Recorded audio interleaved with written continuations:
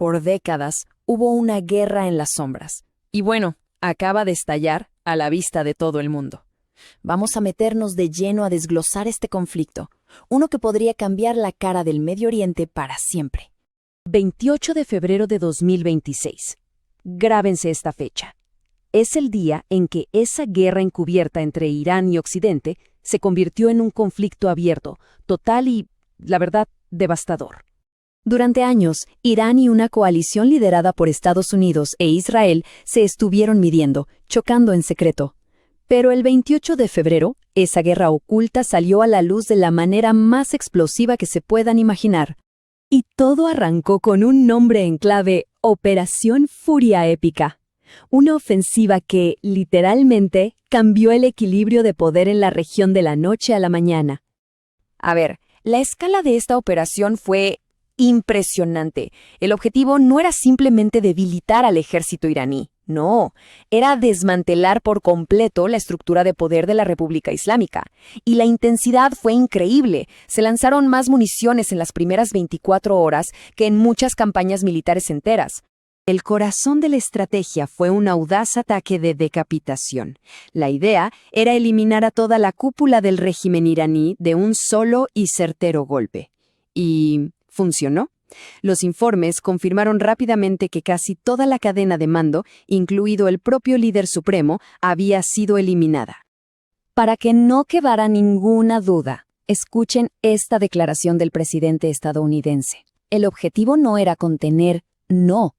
Era un cambio de régimen explícito, con un llamado directo al pueblo iraní para que se levantara en medio del caos.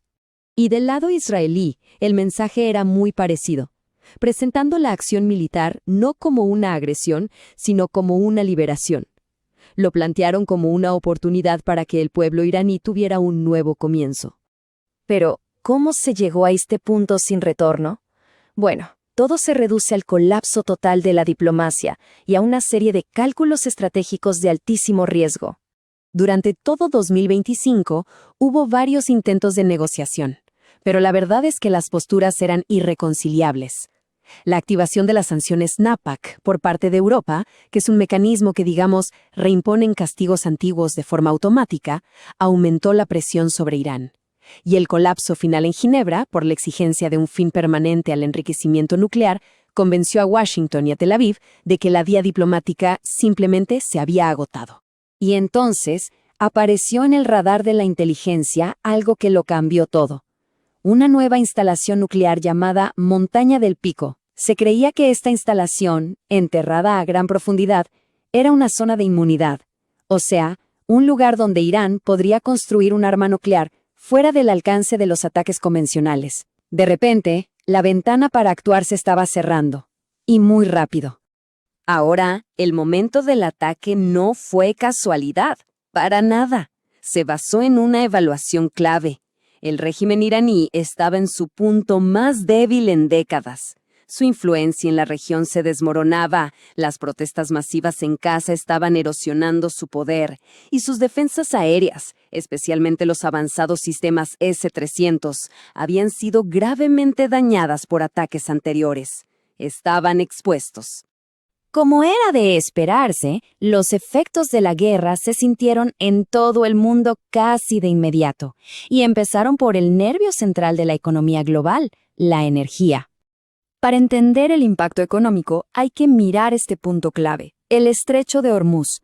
Pensemos esto, un 20% de todo el petróleo del mundo, una de cada 5 gotas, pasa por ahí. Cualquier interrupción, por pequeña que sea, provoca un terremoto en todo el planeta. Y claro, la reacción del mercado fue, inmediata. El miedo a que se interrumpiera el suministro provocó un aumento de casi el 13% en los precios del petróleo. Una amenaza directa a la inflación global, que ya venía bastante presionada.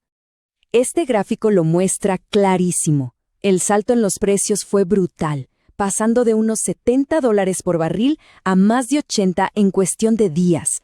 Una conmoción tremenda para los mercados energéticos del mundo. Pero Irán no se iba a quedar de brazos cruzados. La represalia fue rápida, fue furiosa y no se quedó dentro de sus fronteras. El conflicto estaba a punto de incendiar toda la región. Y aquí vemos un contraste de estrategia súper interesante. Mientras la coalición se centró en objetivos dentro de Irán para derrocar al régimen, la respuesta de Irán fue completamente diferente: internacionalizar el conflicto. Su meta era infligir el máximo dolor económico y político a los aliados de Estados Unidos en el Golfo. La estrategia de represalia iraní fue clarísima: atacar la infraestructura energética de sus vecinos para presionar a la economía mundial, y castigar a los países que albergan bases estadounidenses. Era una forma de demostrar que esta guerra no se iba a contener dentro de sus fronteras. Obviamente, una crisis de esta magnitud obligó al resto del mundo a posicionarse en un escenario cada vez más polarizado. Y las divisiones diplomáticas se marcaron de inmediato. Por un lado, las potencias que intervinieron. Por el otro, los gigantes euroasiáticos, Rusia y China, que condenaron duramente la acción y exigieron el fin de las hostilidades. El papel de Rusia y China aquí es fascinante. Evitaron el combate directo, pero actuaron como anclajes tecnológicos para Irán. Le dieron las herramientas, inteligencia, defensa aérea, sistemas de navegación, que le permitieron a Irán resistir la superioridad militar occidental y, además, contraatacar con eficacia. Y todo esto nos lleva a las consecuencias dentro del propio Irán.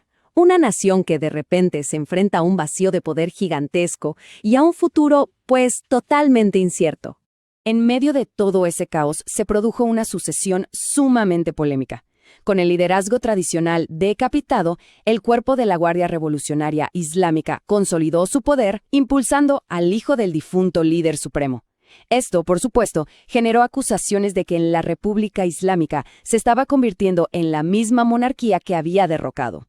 Al final, sí, los objetivos militares inmediatos se cumplieron, pero el resultado político a largo plazo es peligrosamente incierto. La operación logró cortarle la cabeza a un monstruo, pero al hacerlo puede haber creado un vacío para algo mucho peor.